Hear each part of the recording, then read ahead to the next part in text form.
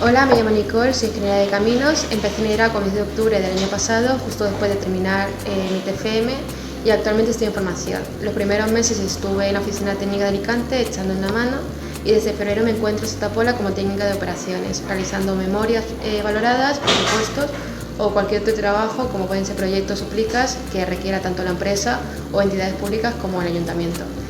Paralelamente, la empresa sigue formándome para que yo pueda conocer más de cerca el funcionamiento de las explotaciones, tanto de alcantarillado como de agua potable, y además el trabajo que realizan los responsables en su día a día, en su gestión y las herramientas que utilizan.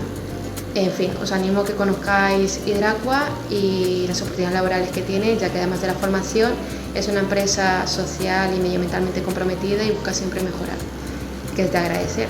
Y un poco más, nos vemos en la Feria de Empleo. Chao.